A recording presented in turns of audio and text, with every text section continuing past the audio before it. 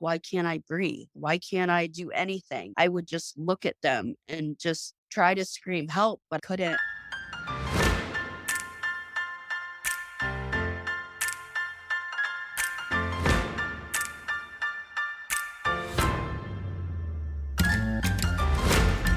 Hey, Lindsay. Hey, Carling. Where's Michelle? Funny you should ask. Michelle's got a lot on her plate right now, and so I roped you, my girlfriend, into being in this intro with me. So thank you. Yeah, no problem. Sounds great. Yeah, normally this is the part where me or Michelle would talk a little bit about what our podcast is about, but we haven't been best friends for 20 years. So No. so for any of our Just new lovers for 2 years. Oh, yes, just lovers. For anybody who's new, who's like, what's going on? What is this? My name is Carling, and I have a podcast with my best friend, Michelle, of over 20 years. And basically, we've both been through our fair share of trauma. And so we thought to ourselves, let's add a podcast to our plate. And so here we are, interviewing everyday people with interesting stories to tell. Awesome. Thanks. So the other thing that Michelle and I usually do is we tell each other, the listeners, the universe, a little something about ourselves. And I was trying to think of what I could ask you that might be interesting. And I asked if you had ever been in a parade. Yeah.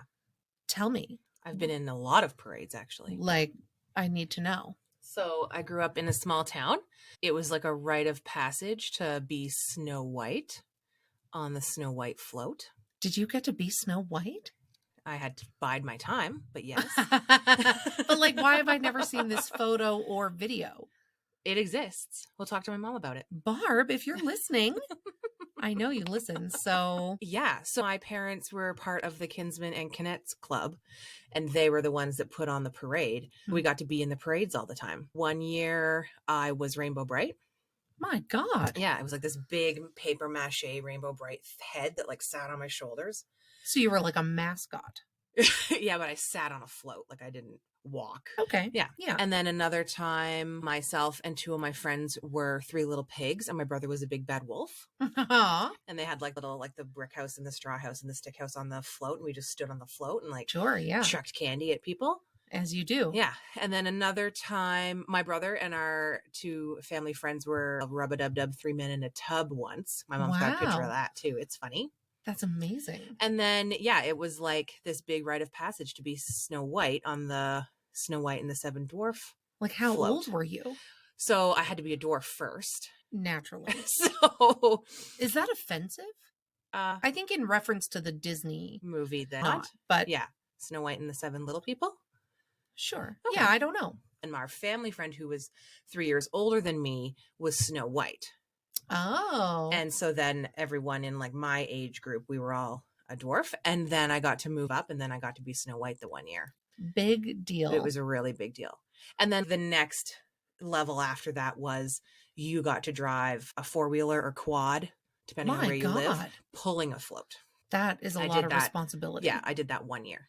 Was that the year that the parade got shut down because of a No, it was no malfunction. reckless quad driver? 12-year-old driving a quad. Yeah. Oh, I did a good job, I think. Nothing beats a small town parade. Yeah. You came to the small town Bob parade. Cajun. Yeah. Canada Day parade. Yeah. So these are all Bob Cajun parades. They have a Canada Day parade, a Fall Fair parade, and a Santa Claus parade. The Fall Fair parade, I was in a bunch, and you got to decorate your bike. And so we would decorate our bikes. Yeah. And there's a picture of me of my bike, and then I've got Floyd, my Cabbage Patch Kid, like in the basket. Of course. Yeah. Have you ever been in a parade? Yeah. So not until much older, but I have been in, I think, 5 Calgary Pride parades. Oh, yeah. I'll say watching a small town parade like this summer was great. Really enjoyed it. Going to like a big city parade, like if you're familiar with the Calgary Stampede, like that is a giant parade every year. I've been to the Pride Parade as a spectator. I hate the crowds. I hate the pushing. I hate are you going to get a good spot? Are you going to be shoved out of the way? Is there shade? I don't like any of it. But I discovered being in a parade is where I shine. Oh, yeah. It's like kind of get to see the parade, but for somebody who doesn't like to be the center of attention, put me in a parade and suddenly I'm waving at people like I'm some celebrity. I was like handing out. Like the Pope in the Pope Mobile? Yes, Yeah. I'm like waving, pointing, laughing. I don't know who I am, but Parade Carlin comes out. I like that. I have only been, I've only been in and then attended the small town parades. And then we moved here and I did go down to the Stampede Parade. I think it was, It's a racket. It's a racket. Yeah. After Olivia was born, it would have been like maybe 2011 or Like 12. you brought a baby? I brought a baby because Prince William, I think, and Kate were going to be in the parade. And She's my not going to mom, remember. It wasn't for her. I went down with my mom. Oh, okay. Like you're hoping like royalty kisses your baby? Yeah, no, I wasn't. No. Yeah, I don't condone kissing babies. But it Full stop.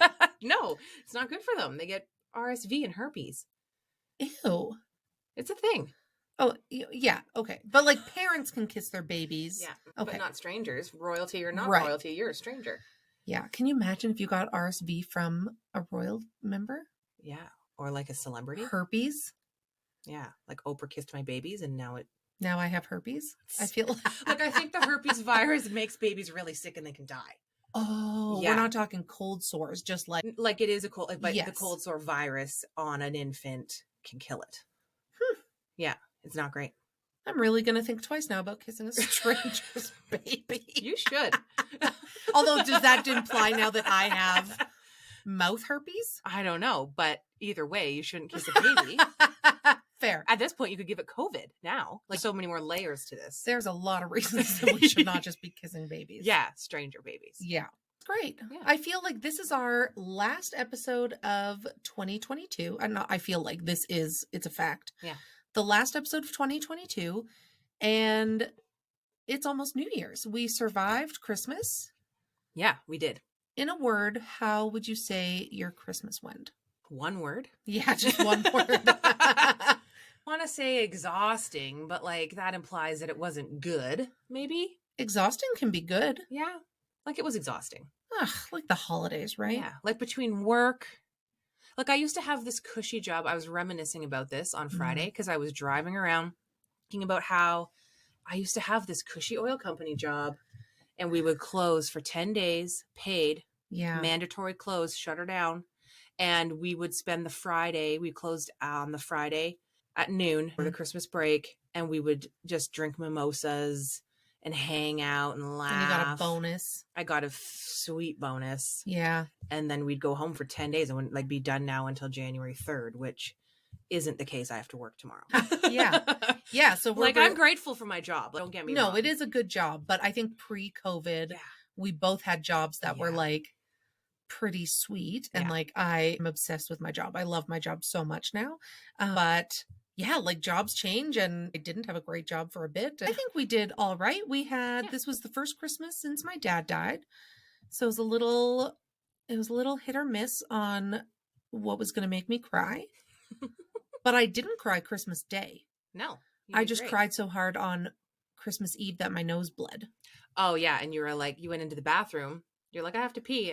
No, you said you need to I was wash going to wash your my face because I don't know for anybody who wears makeup, some nights it's just not a face washing night. You're tired. You just want to go to sleep. You'll do it in the morning. And I know it's not good for you. But then I was laying in bed and I was getting teary eyed. And if you wear makeup and cry, you also know that like you can't rub your eye because you're wearing mascara. And so I was like, I got to go wash my face. And then I was like having a good cry because I didn't want to wake you up because it was Christmas Eve. And I'm respectful like that. And then you yelled from the bathroom. You're like, I just have a nosebleed. It's okay. Yeah, because I didn't you were want in there for quite a while. Yeah, I didn't want you to be like, okay, it's been 45 minutes. Yeah. Anyway, then I had a massive nosebleed, but You then I went survived. yeah, and then I didn't cry or have a nosebleed. We were laughing today because we said, Nobody cried. Not true. Nobody bled. Not true. yeah. Yeah. What was the other one? Nobody cried, bled. Oh, nobody puked. Not true. Nobody Yeah. puked. We had a pukey kid on Friday night. Yeah. But he rallied. I think it was from the weather change. Yeah. We got to see family, we went ice skating, and we've walked dogs, and it's been really nice. Yeah. It was nice to get out. I just wanted to take this opportunity. I'm like looking around rapidly for something I can use as a, what do you call that? Like I don't know. can you hand me the piece of folded up paper behind you? Like this envelope? Sure. Yeah. Yeah. That's great. Okay. sound effect. I just wanted to take this opportunity to. That's are you ripping it? Can I rip it? No, it's Olivia's prescription for her glasses. Okay, don't give me that. This is a terrible bit here. Okay. I just wanted to take this opportunity to open our mail. Oh, yeah. I received a letter from Brenda Grayson from Minnesota, and she wrote in and she said, Carling and Michelle, I just love your podcast and I cannot get enough. I want more content. I want to binge some episodes over the next few weeks. How can I do it? Well, you've got a Patreon, don't you? Yeah, thank you. You're So welcome. we have a Patreon, and it is a monthly subscription for as little as $5 a month.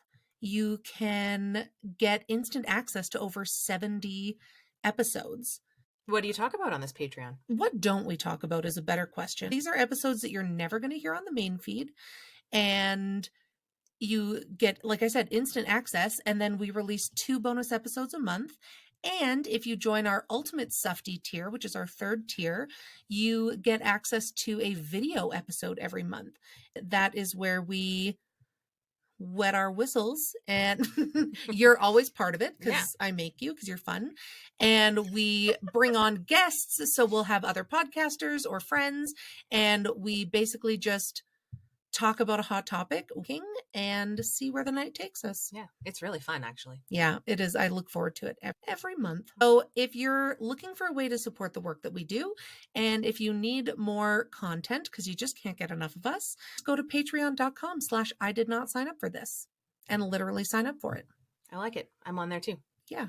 And, you've got a couple stories on there. My story's on there. Michelle's story's on there. I like these little notes you've written all over this calendar. I know, I do. They're I have a calendar where we record, and it says monthly, you've got this planner.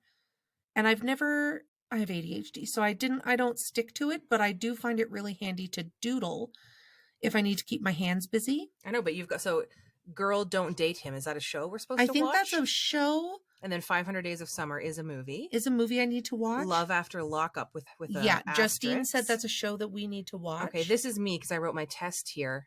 I've got intestine, not stomach. Lower risk of aspiration. Yeah. Because I needed to make a note during my exam. Yeah. You and I were recording something. Was it a Wet Wednesday? And I said, should we mention? Yeah. But then I scribbled out because I didn't want maybe children to hear. And then don't read this one because that's somebody's address. Yeah, I know her. Yeah, that's a friend of ours. Now I know where she address. I like that. All right. Anyway, you are in for a treat for today's episode. I talk with Amanda. She's the greatest, and her story's incredible, and I can't wait for you to hear it. Yeah, I was listening to you edit it, and it's great. Oh, yeah, you do kind of sneak peek. I do. All right. Well, I hope everybody has a really great day. Thank you so much for listening, and I hope everybody's holidays went well. I know it can be a hard time for a lot of people, me included, and so just give yourself some grace, and we'll see you next year. This is the one time a year we can say that. Yeah. All right. I'll see you next year. All right. Okay. Bye.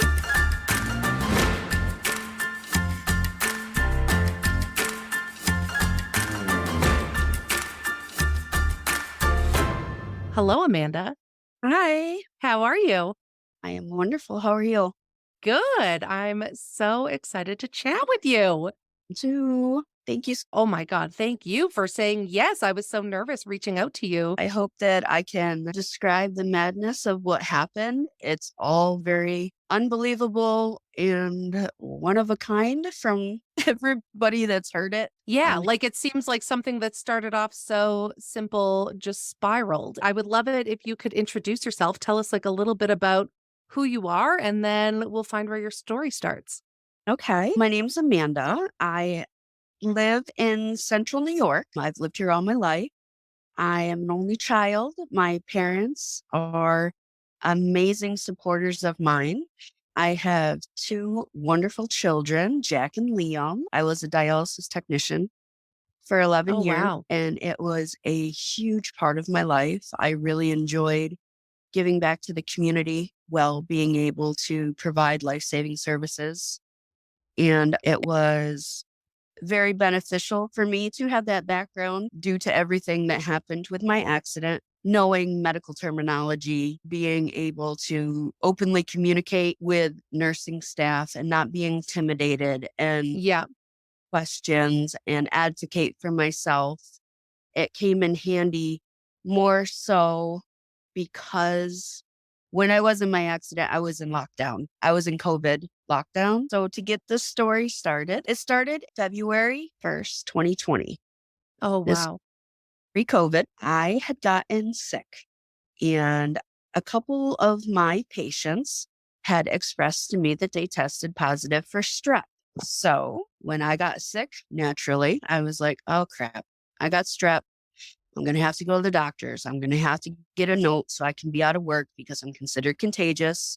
And Yeah. I work with immune compromised individuals. It's just not fair. Nobody wants to get sick from somebody who knows they're sick. Yeah. I made the smart decision to call up my doctor, and I was like, hey, listen, I know it's a Saturday. I really need you to see me. She's like, no problem. Swing by the office, 5 o'clock. You got an appointment. I was like, sweet. I get out of work at 4. Now, mind you, I worked a back to back. It was a night shift the night before, flipped around 6 hours Oh later, my God. opened up the clinic, worked all day. I was exhausted. I didn't feel good, obviously. I go stumbling into my doctor's office. I'm like, I got strep. I don't know. That's what my patients tell me they have. So she swabs me for the flu and she swabs me for strep, and it comes back positive for strep. She's like, okay, so here's your Augmentin 875, which is what I would always take for Is an that like an antibiotic? yeah, it's a commonly used antibiotic, which is Okay. great, works every time. And I want you to try a new medicine called Tamiflu, or not new medicine, but a new medicine to you. She's like, it's a symptom reliever. It'll help you feel better. Here's your note for work. I hope you feel better. It's like, okay, cool. Swung by the pharmacy, picked up my meds, but the antibiotic wasn't ready for pickup yet. I said, that's okay. I'll be back in the morning. It was like 6:30 by this time. Pharmacy was getting ready to close. I was like, I'll just take the Tamiflu, no worries. Grabbed myself some chicken noodle soup, went home, took a nice hot shower, got all snuggled in bed, took the med, tried to fall asleep. About 10 minutes after I took it, luckily I don't fall asleep quickly. I sat up in bed and I'm like, why do my lips feel weird? It's like, what? Oh God, that's so No. scary. Yeah. And mind you, this is 9:30 on a Saturday. I don't have my kids for the weekend. I'm like, Yeah. relax and not find myself in the ER. Yeah. I'm like, sitting there, I'm like, man, that does feel weird. So I sit up, turn the light on, and I open up my front face camera and I'm looking and I'm like, Amanda, you don't have lips. Like, what's, and within 10 minutes, my cheeks started to puff up a little bit. And then I'm like, oh shit. Yeah. So, me being a single mom of 2, living on my own, working 60 plus hours a week, I'm exhausted. My funds are limited. I don't want to call 911. What do? I Yeah. call my dad lives 15 minutes away. Call him up. I'm like, Dad, put the pedal to the metal. I need you to bring me the ER right now. And he's like, absolutely. Hops in the truck, flies it to my house. My oldest son was actually home with me. He chose not to go to his dad's house that night.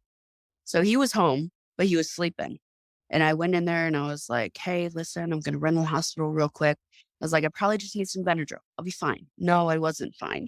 And by the time down to my dad's truck, I could barely see. Oh my God. And I took 3 pictures before as this first happened because I was like, I got to show my doctor. That's Yeah. I always am. I'm just like, I got to prove myself. So my dad gets me down in the truck. He floors it. The hospital's 7 minutes away from my house if you're flying. I'm fumbling around. I luckily grabbed my wallet before I left. I walked in the door, barely could see. Security took one look at me. I went through the metal detector. I looked at the secretary and I go, I took Tamiflu. My name is Amanda Beamish. Here's my insurance card.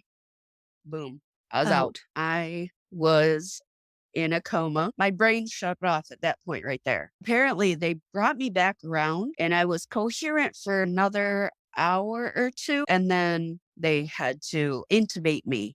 And I was Oh, very combative because yeah. I breathe, I couldn't see, I couldn't Yeah, I you panic.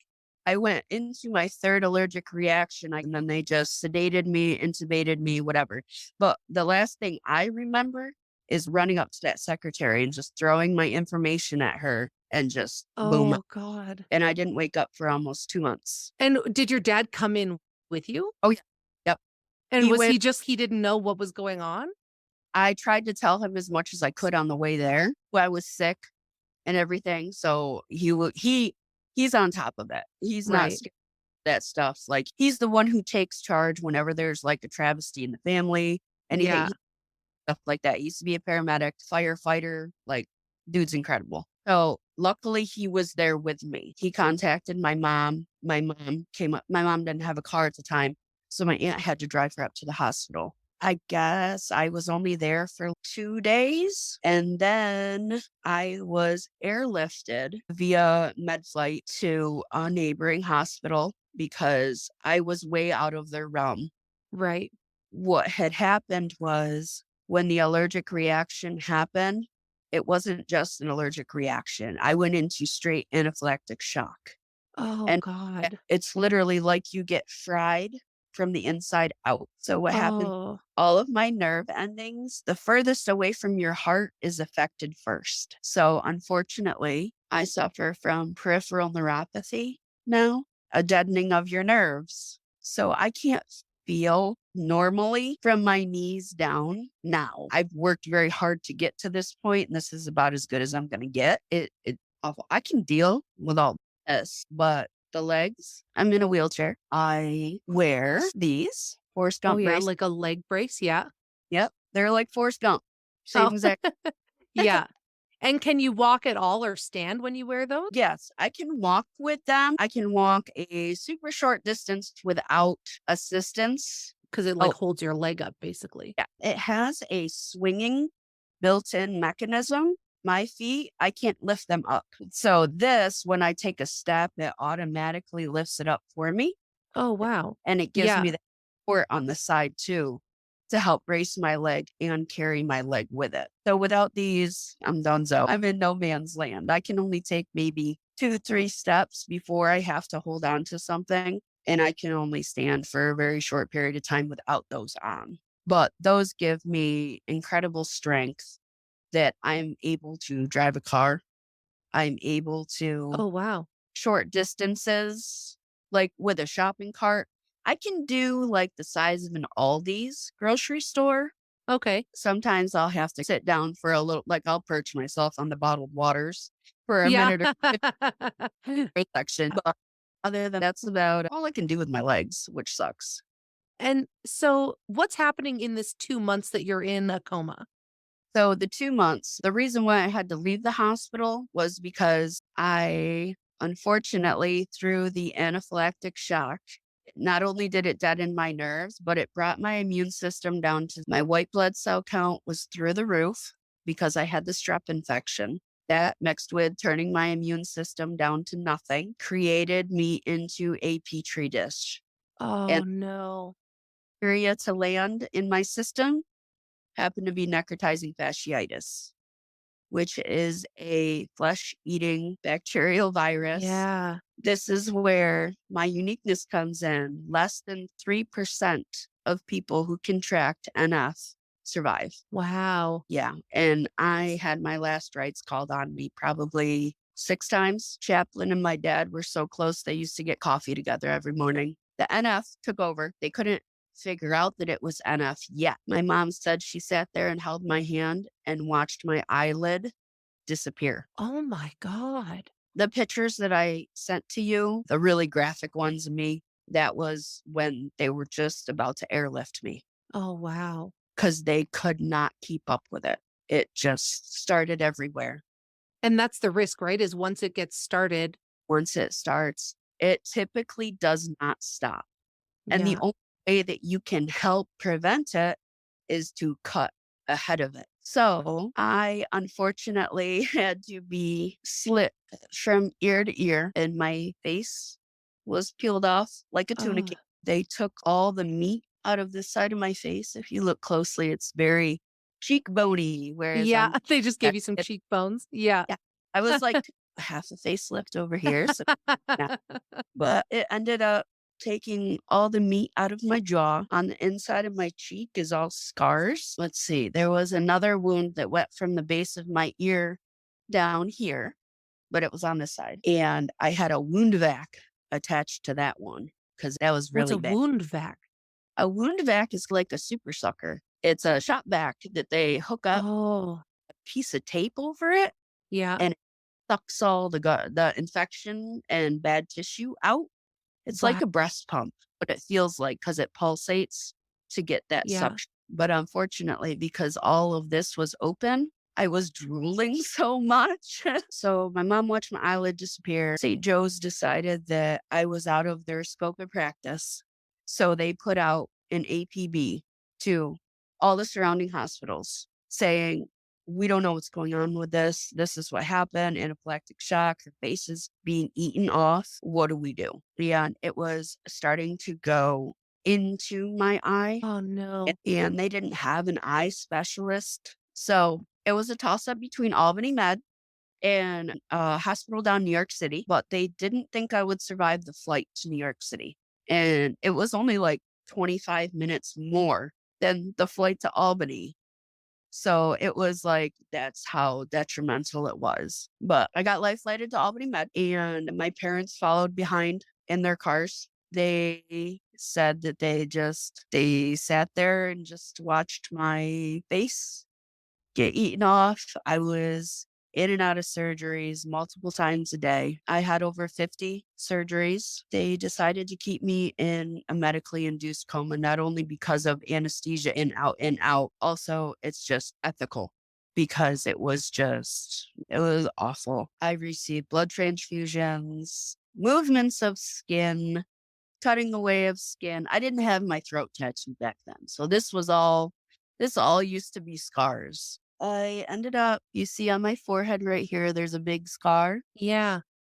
Took a hunk of skin from my forehead and flipped it around and sewn it to my eye because it had great blood flow to it. For there to try and reconstruct, hopefully in the future, another eyelid. Because unfortunately, the only skin that is similar to an eyelid is inside of a female's anatomy. They did not harvest skin from there to try and build me a new lid because they didn't think it would, the blood flow issue, try. Yeah. Oh, that's so interesting. Yeah. Luckily, they did not do that. I've seen them like skin transplants from like people's arms, like onto like their noses for like frostbite and stuff like that.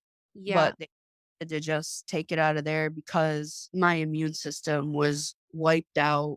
And I guess I was having actions to different antibiotics they were putting me on. And did you have allergies I that you had knew of? I had a scare similar to, I swear I have 9 lives. I had a scare similar to this. I had necrotizing cellulitis. Oh, I've never even heard of that. That happened in 2001. I went to Las Vegas and unfortunately a brown recluse crawled in my shoe and wanted to come back to New York with me. Is that a Y- spider? Yes. A very venomous spider.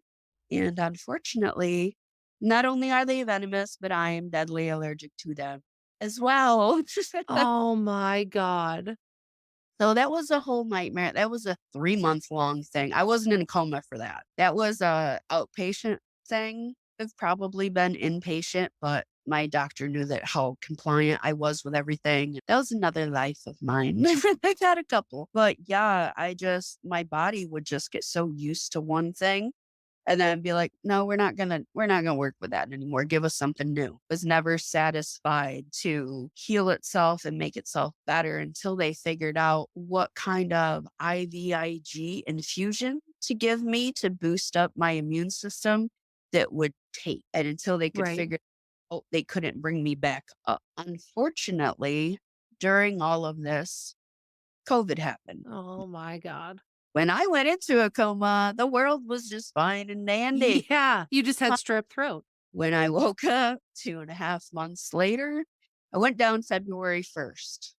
And then I woke up towards the middle of April, I want to say. I don't know the day definitely because I unfortunately have not looked at my medical records yet. I'm not ready to do Yeah. that. It's a huge step for someone to take, especially when you don't know what happened to you. It's scary to hear stories from my parents of what Yeah. they went through trying to help me heal. It was just a very difficult situation all around. But yes, unfortunately, during this, COVID did happen. And my parents weren't able to come up and stay with me while I was in a coma. Probably the last, they said, week and a half I was in it because the hospital shut down. Yeah. So just me unconscious with nurses and doctors, relying on them to do the right thing and take care of me while they're dealing with their own stressors, being essential workers. This whole madness is going on in the world, and they have to give their part to me. Yeah. It was just, if this accident didn't happen, I would be the essential worker in my dialysis clinic. I had an incredible team, and I built such a bond with them that I think is a lot stronger than most patients get because there was no visitors to bother them, family members to ask them 8 million questions and stuff like that. Like they could really focus in on their job. So I felt Yeah. like I really did get an elevated level of care, luckily, out of this whole situation. That's the positive, positivity in it, I guess you could say. When you woke up, you're in a completely different hospital. Well, when So, I woke, I couldn't see. I like, couldn't. not from either eye? No, this was, we didn't know at the time, but this eye was dead. They didn't have hopes that this eye would work either, but it wasn't as bad as this eye. For some reason, it took over this eye and this part of my face mostly, and then swooped in down here. So when I woke up, I couldn't move because all of my nerves were fried from the anaphylactic shock. At one time, I had almost 21 lines put in me. My arms hurt so bad. Like I literally was a pincushion. Couldn't move. I couldn't see. I couldn't talk. They had to place a tray and all I could do was hear. And all I could hear was the news. TV on, CNN or whatever, 24/7. So here I am locked in here. Yeah. I can't communicate. It's like sleep paralysis. You can't do anything. You're stuck there.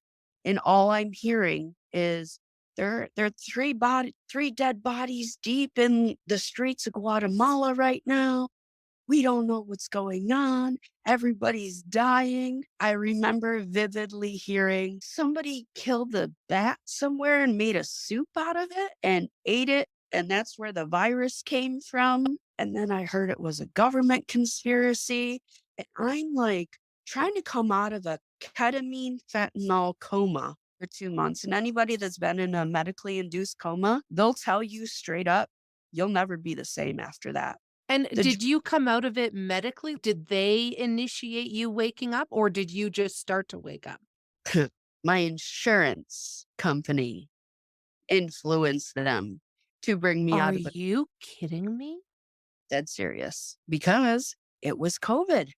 They needed beds in the ICU. So they thought they'd give it a whirl and pull me out of the coma. Between that mixed with insurance pushing on them, they're like, yeah, let's bring her out, see what happens. Anybody who's been in the lovely fentanyl, ketamine cocktail world, you cannot distinguish what is reality and what is your dream world because the dreams that you had literally felt like other lives, like they were reality. So, do you have a memory of 3 months or another lifetime, like, while you were under? I had a series of 15 dreams while I was under. You want to talk about torture? It's like your purgatory. You have seen but would never believe. You experience in those dream worlds. I was sex trafficked in one. Another one, I was human sacrifice. Another one, I was a victim of a stalker. The other one, I was put up. You remember the story, The Dangerous Game, like Yeah. hunt humans? Was in one of those dreams. I was kidnapped and forced to do slave labor. My mother got killed in one of the dreams. Another one, I witnessed a gang murder rate. It was such intense realities within my brain. And when I came out of it, my story was completely unbelievable. And doctors telling me, like, oh my God, you're alive. Nurses and doctors and techs and secretaries and cleaners and everything come in my room and they're like, you survived? I was the talk of the hospital. Nobody could believe my recovery. Like I was the hot top because like I said, they didn't have the visitors. They wanted to escape the outside reality because of the whole Yeah. pandemic. So it was like I was the hot story on, on the Yeah. And how did you come to terms with waking up, realizing all of those things were not real, and then realizing it's been 3 months, I'm not in the same hospital I started in, there's a global pandemic. like I said, I couldn't speak. I tried to write on a whiteboard. I remember that. Like when I first came out of it, I remember the nurses trying to put a pen in my hand and like trying to get me to communicate, but I couldn't see what I was writing. They wouldn't let me see myself, wouldn't give me a mirror. They wouldn't let me have my phone. So you Like, started getting so the vision in your left eye back? I started to, yes, when they finally gave me my phone, my parents had to mail it to the hospital because they couldn't there was a no Yeah. trip. We lived 3 hours away. Yeah, they had to mail it, and I guess the mail was all delayed because that was the only form of communication and a way to transport goods, and people are fighting over paper towels and toilet paper by this time. People are ransacking packages at the hospital and the mailroom, and I couldn't remember my mother's last name, let alone her phone number. Like, they Yeah. information. I don't know. It was so mind boggling to me to have these nurses come in and be like, this is what you went through. And I'm like, wait, what? I was like, why can't I breathe? Why can't I do anything? I would just look at them and just try to scream help, but couldn't. The words come out when you have a trach. When I came out of a coma, not only could I just only hear, but my arms were also tethered to the bed because when I would get agitated and stuff, I would start trying to like itch, I got all Yeah. abs all over me, stitches. Oh my God. Millions of stitches. Oh god. Very stitching. And then you have to go in later on that day, cut them out, do stitches again. And the medical tape and the bandages. I'm allergic to bacitracin, so that doesn't work very well. But What is that? it's just Neosporin. Oh, okay. Yeah, antibacterial ointment. Allergic to that too, so they would have to find something else to work with. It was crazy. So yeah, when I came out of a coma, all I could do was hear. I was strapped down to a bed, and all I could hear was chaos going on in the world around me. I didn't know where my babies were, Yeah. if my apartment was gone. I thought they went through. I had the worst thoughts. I'm hearing all these people died, and I'm like, my parents are dead. My kids are dead. Nobody knows where I live. Nobody knows who I am. I was gone for how long? Do I even have an apartment? Do I have Yeah. what about my job? What about my patients? My Yeah. family, my animals? All of these thoughts rushing through my head, mixed with the news stories, mixed with the Yeah. nurse doctors, and just all the confusion and everything. It was just so overwhelming and so overbearing and just very difficult to process through to this day. And probably for the rest of my life, I will be in some sort of counseling. Is just too much for one person to handle. Did they offer that in the hospital? Like, was there a social worker, a therapist? They did. I had a Good. psychologist visit me pretty much on the daily just to check in and make sure I'm okay. And when you leave, we're going to make sure that you follow up with a psychologist, which they didn't, but that's another story. Oh. They're just, I love all that. I love you to pieces, but your Yeah. discharging was awful. Oh god. But yeah, it was compared to the opening of The Walking Dead, apparently. Yeah. I've only seen the first episode. But yeah, that kind of sounds like it mixed with The Matrix. And if you've ever seen the movie What Dreams May Come with Robin Williams, Ye it was like that. Like I was there, but I wasn't there. Like I felt like a ghost. But every time Yeah.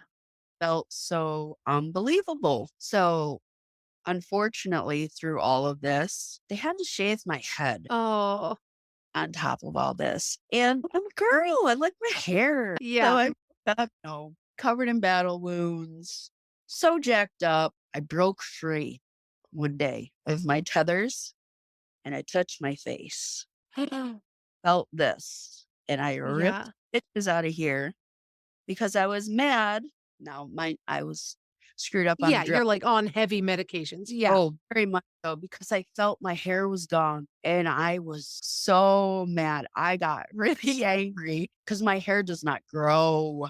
Oh, It's no. so I lost my hair, I lost my eye, I lost my independence, I lost friendships, I lost my job, I lost my financial stability, I lost my ability to parent the way I wanted to. I lost so many freedoms. I had plans to move to Iceland. I was going to move to Iceland because of my job. I could travel anywhere in the world. A traveling Yeah. dialysis technician for Yeah. go to college and be in the nursing industry. It was like a godsend. So losing all of that on top of the physicalness and the mentalness, it affected everything like social standing, Yeah. everything. My social life is going to doctors and maybe the grocery store if I'm feeling sociable. Right. It's completely isolated me. Did they know right away that you'd have trouble walking? I had to learn how to walk all over again. They didn't believe me for a while how bad my legs hurt. I couldn't even have a sheet on them. Wow. My legs were so sensitive and my feet were so sensitive. I couldn't move them. I couldn't even get myself out of the hospital bed to go to the bathroom.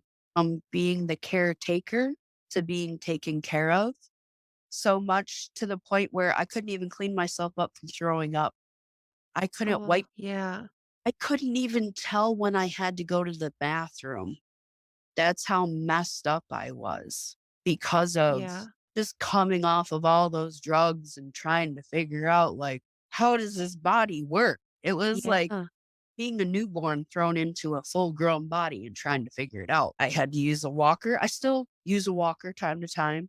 I use my cane. I use my wheelchair. I have my leg braces. I did extensive physical therapy. It's crazy. And I had to learn how to feed myself. That took a while because when I had my trach, you can't eat. When I finally had my trach pulled, which was about a week and a half after they pulled me out of a coma, they didn't think that was going to happen. And when I came out of it and got my marbles together, it took me about a week and a half. And then I was like, my vision started coming back in this eye. It was extremely blurry. I don't want to say it was gone. It was just so effing blurry and it was so frustrating. Like when you wake up and Yeah.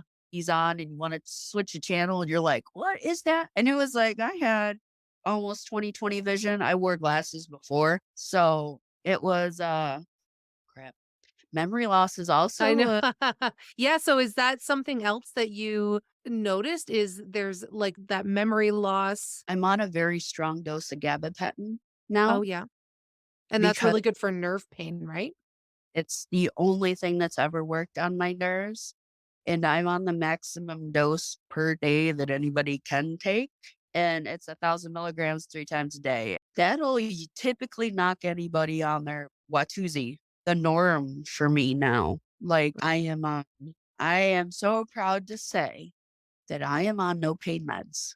I wean Wow. off of everything independently on my own. I was on a very strong dose of morphine every 4 hours. I slowly weaned myself off of that. I was on prednisone steroids. When I came home from the hospital, my dad went to the pharmacy to pick up all my prescriptions. They gave him a grocery bag. Oh, wow. I have my daily pill organizer. Like, I've gotten off of the majority of the meds. I have successfully terminated relationships with some of my doctors because they're no longer needed because I healed or progressed as much as I can. Mhm. But I'm proud to say that I'm just on nerve medicine now and copious amounts of cannabis, having that medicine there as Yeah. an but I don't need it anymore. So it's nice. And how long did you end up being in the hospital for before Uh, going home? so I went in February 1st and I was discharged the day New York State opened back up. So the day that I got discharged from the hospital, I was finally able to have somebody come visit me, but the hospital wasn't open to visitors yet anyways. But Right. State Thruway opened up. It was just nuts. I think the Thruway was open the entire time, but like to basic travel, like they frowned upon it, like the troopers were out. It ended up being, I think, May 15th was the day I got discharged. Wow. So February, March, April, May. So like almost 4 months. Yeah. After I came onto the coma and I was put on a regular floor, I was on there for 2 weeks. I was on a regular floor. And that was mostly to get my brain together and figure out that my legs didn't work and that I needed other stuff. But they shipped me to their rehabilitation center within the hospital. So it's rehab. And I was there for, I think, 5 weeks, 5 or 6 Okay. weeks. And in that time, I learned how to be a human again. I was put through extensive therapies. My day would start out at 6 a.m., come in with my breakfast, and then my occupational therapist would come in and help me get out of my gown, wash up, help me get dressed. And then her and the nurse, we would help slide board from my bed into my wheelchair. And then I would go down the hall, do my physical therapy, come back for a short period of time. Usually during that time, I'd FaceTime with my family, make sure the kids got up. They went to school. Thank God for FaceTime. That's all I Yeah. got. FaceTime is what saved me because I was able to FaceTime. Even though my family couldn't visit me, my family and friends, they could always find me on FaceTime, which was Right. amazing. Yet seeing a voice is Yeah. one thing. Be able to see my babies, just I wanted to reach through and just Yeah. but yeah, I'd come back from physical therapy, usually FaceTime, catch up with the kids, make sure they got off to school, everything, have a little snack.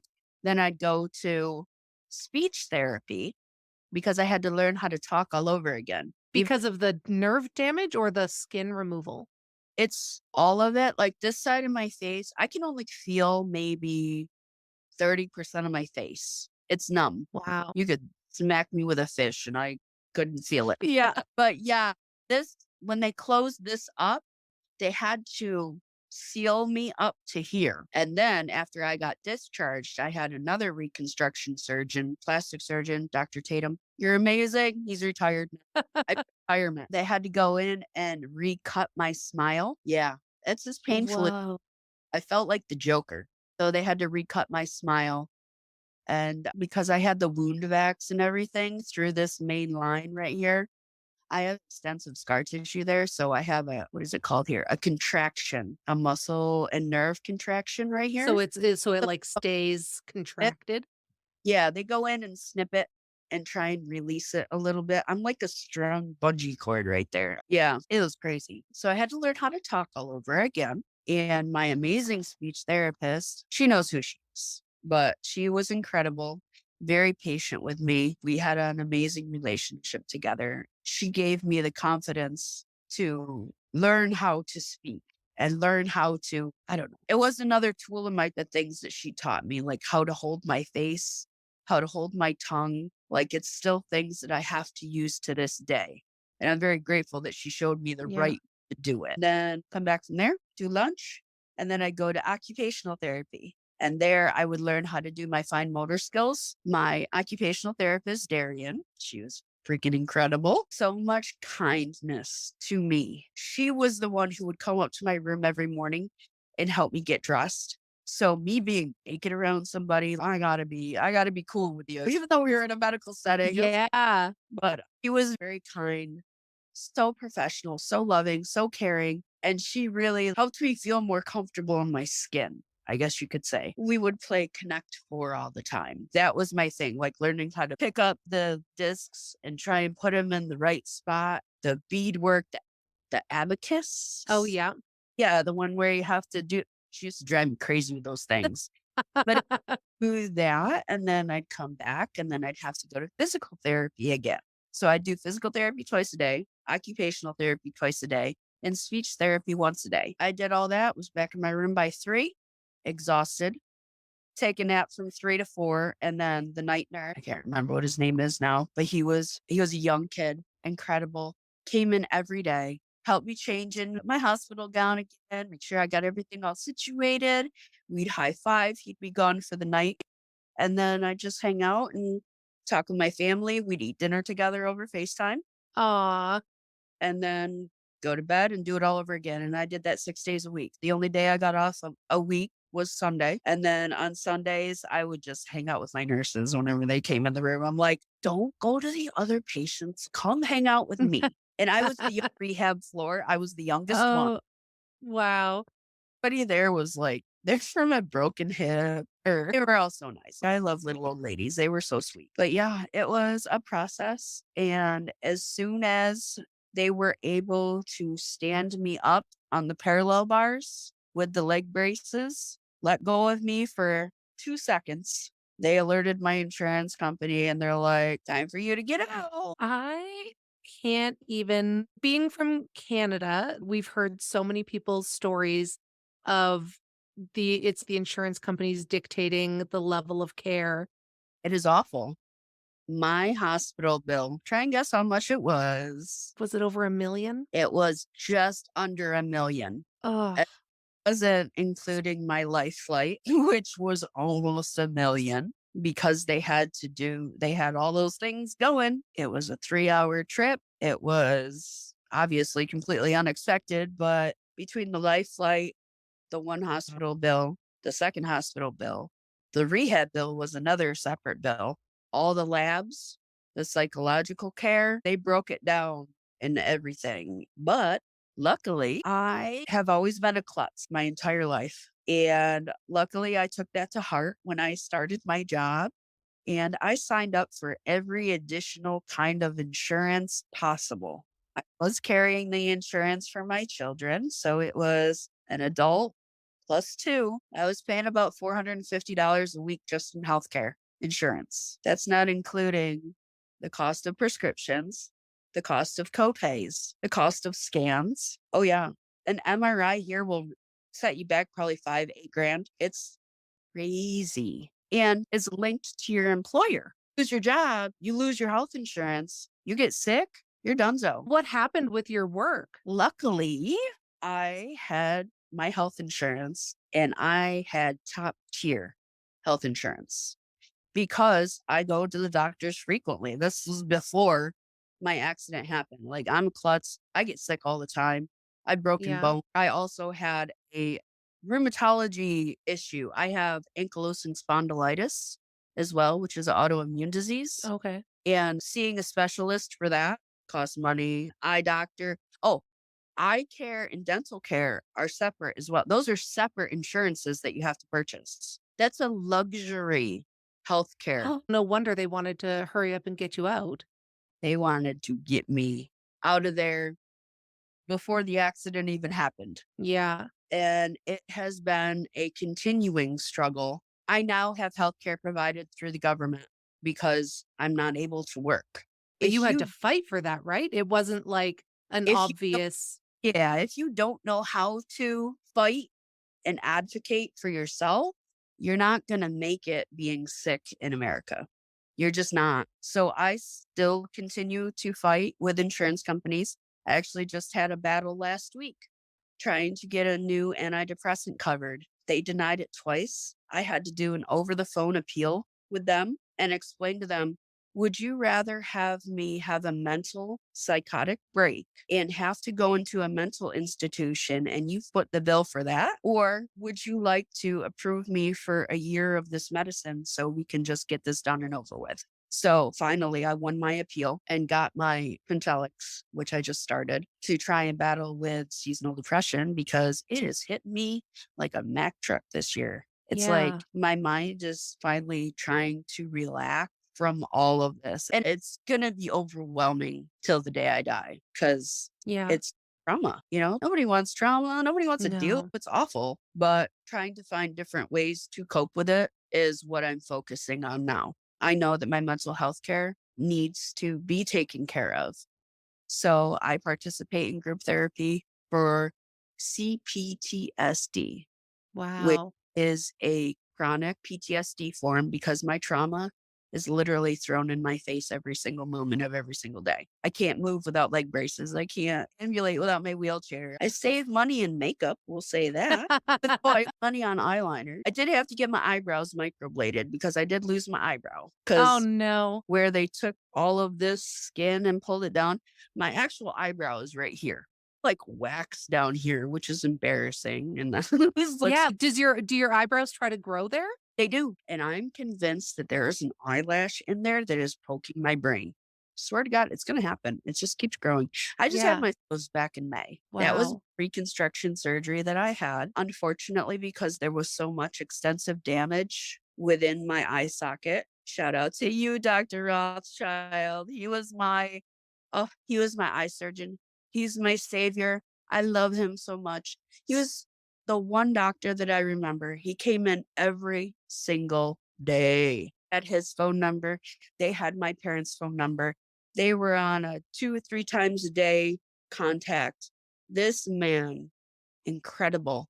And he was still a student at that time and took charge of he's the one that raised his hand when they put out that APB and said, we'll take her. And he took care of Wow. and helped me survive. And I was going through my mom's phone and I found his phone number. So I kept it in my phone. And I just, for shits and giggles, the other day, probably like 2 weeks ago, I messaged the number, said, I don't know if this is still you, but it's Amanda. And I just wanted to say, thank you so much for everything that you ever did for me. I'm going to cry. Oh. I was like, I have the amazing opportunity to speak my story. And I'm so grateful for him. He's such a kind doctor who understood the assignment. He unfortunately left the hospital shortly after I was discharged because he had to finish his fellowship someplace else. And I reached out and he messaged me back. He still has the same phone number back in Albany. And I'm going to go visit him and we're going to have lunch. Oh, that's so amazing. I'm like so excited to show him what I am now. He handed me over to an incredible surgeon here in Syracuse, Dr. Cruz, who did what everybody else said was impossible. They said that I would never be able to close my socket because there was no skin there. I looked like I got shot in the face. There was a hole there. And I was so freaked out. I made an appointment with him and I go, Dr. Cruz, I am so scared that a spider is going to crawl in my eye hole. I said, I'm having nightmares about it and it's freaking me out. I said, we tried to go the prosthetic route. We tried that first. You want an eye. Everybody wants 2 eyes. Yeah. Nobody wants to be like this. I went out to a specialist 2 hours west of here, who's the only eye prosthetic person in upper New York. We tried to put a spacer in. He put it in. And I was like, okay, it feels uncomfortable, but it's okay. We'll give it a shot. So I left his office and I went next door to Applebee's to go have lunch because I was starving. The first bite I took of my salad, the spacer fell out of my eye and into my salad. So I took a picture of it and I sent it to him. And I'm like, I don't think that's what we had in mind. So That's so funny. because it ate so much of my socket and my under eyelid and all that other nonsense, it never worked. So we decided to close up the socket and he did an incredible job. And I gave him a nice little scare because my IV fell out during the middle of the surgery. Oh, God.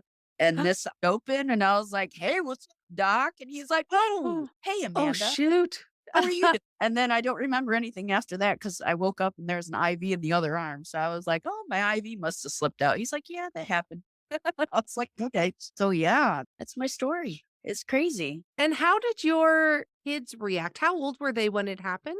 So Liam is my youngest and he's now 12. So he was, A little guy. and my oldest is 16 now. They were incredible, so strong. Not only were they not having their mom there during this very scary time, but she's not the same mom. My physical look, my physical abilities to parent, like I said, parent the way I wanted to. We have so many beautiful parks around here and trails. And my oldest just started getting into liking hiking and liking going to Green Oh. Lake thing. And it was like between that and then school, they had to go remote. They went from going in school and having that support system at school to help deal with me to being isolated just as much as I was. So it was hard to see them Yeah. not be able to be there with them to Yeah. help for that, but knowing that I physically couldn't be there. But when I came, Yeah. unfortunately, my apartment was on the third floor. Mhm. So obviously couldn't climb stairs at the time.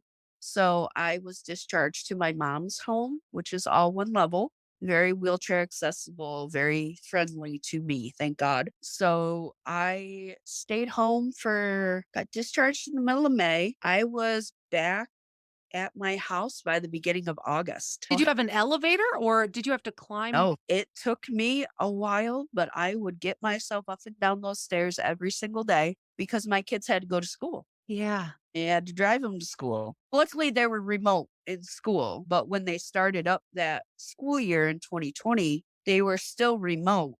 But I still had to go grocery shopping. I still had to bring them places. It wasn't their fault that I was. Yeah. So I would climb up and down those stairs every day. It was my physical activity. I had to get up. If you don't use it, you lose it. That was the Yeah. number one thing I learned in the healthcare system. If you don't use it, you freaking lose it. And it's still difficult for me to go up the stairs. But if there's a will, there's a way. And Yeah. God damn it, I'm full of will. I'll take it on. Yeah. Do you co-parent? Do they go see another parent sometimes? They do not stay with their dad. Their dad is very readily available. My ex-husband and I, we have a very good relationship. I was with him from the age of 16 to 34. So we were together for a very long time and we were very good friends. That's the best way, right? That's what you hope for. Like, I know if I need him for something, he best pick up the phone and we make it work together. Whatever happened between him and I doesn't have to involve the children. Everybody came together. My best friends, they all joined in. My best friend came up from Texas and her Oh, wow. boyfriend. They took charge. That was Jasmine and Jeff, my best friend Tara. She actually got an apartment in my apartment complex in the building right next to me just to be close to me, to help me with my kids. Incredible. She would pick them up. She'd take them to Sky Zone. She'd take them out to dinner. She'd sleep over at the apartment just to have them have a familiar Oh, with home again. They were uprooted as well. They went from living with me to having to live a completely different total environment. Whereas the only other place they've ever lived, they would go and visit their dad every other weekend. And that was it. So, it was a shocking development for everybody around. I ended up staying in my apartment for a year and then my rent was going to be increased. It was getting a little bit too cramped for living a 2-bedroom. I enjoyed the tiny living situation, but my son is very vocal when he plays video games. yeah. Yeah. So I reached out to my mom and I said, hey, we can help each other. So I moved in with my mom and 16 months later, I'm still here. We're redoing the house little by little, doing what we can. We're two disabled chicks just trying to make it work. And she's Yeah. a co-parent with me. She helps me out immensely. That's amazing. Great support. My dad's here. Everybody's here. And the TikTok community's really embraced me. How you found Yeah. me. I reached out and I was at my wit's end one day and I was like, Amanda, you just need to get it out there. Everybody that knows you knows your story, and they have helped people through my story. What if I were to reach out there, just put my story out there and help people cope with their trauma? Everybody's got trauma. It comes in all different shapes and sizes. But when you're feeling sad and you're feeling down, it's the best thing to do is to reach out when you need help. And that's what I did. Yeah. I needed a new audience to just hear me so I didn't feel so crazy in my head. It was like, yeah, okay, so I know Yeah. from the dead. Are there others that did it? Is there anybody else out there that I can relate to? Because from what I've heard, there was only one other person admitted in my hospital within the past 10 years with NF.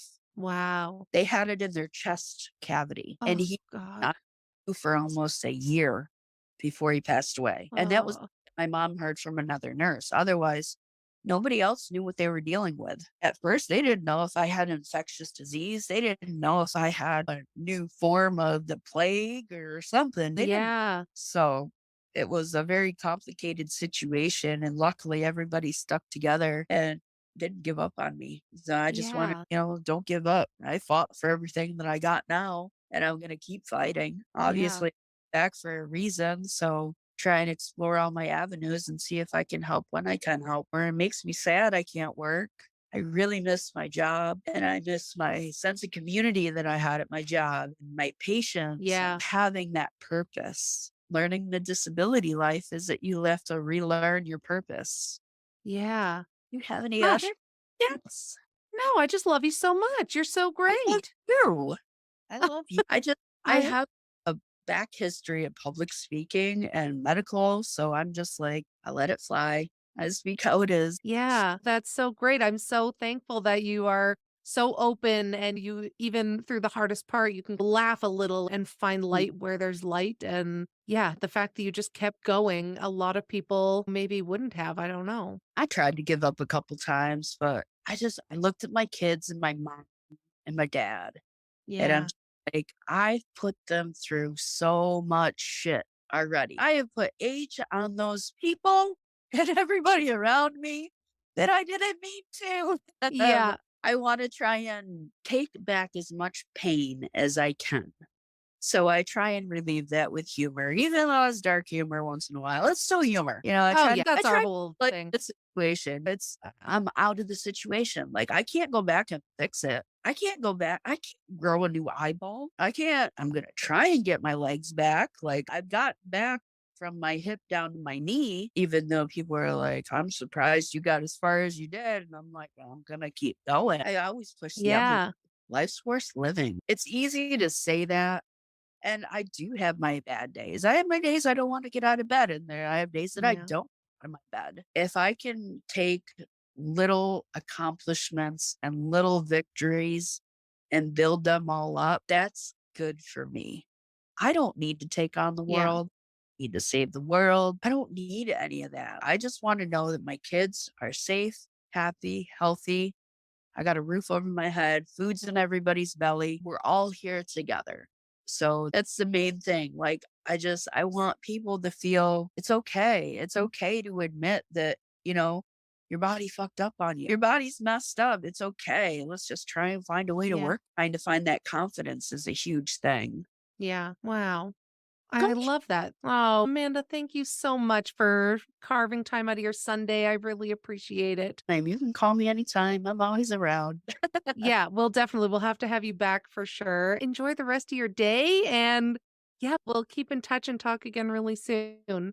Hey, it was so nice meeting you. You too. All right. It was a pleasure meeting you again. And thank you so much. I really appreciate it. It means a Thank lot. you. All Bye. right, we'll talk soon. Bye. Bye. Thank you so much to today's guest and to everybody for listening. If you enjoyed the show, please consider leaving us a 5-star review wherever you get your podcasts. Don't forget to follow us on social media, share our podcast with a friend, and if you've got a story that you'd like to share on the show, go to our website or leave us a DM. Thank you so much and have a great day.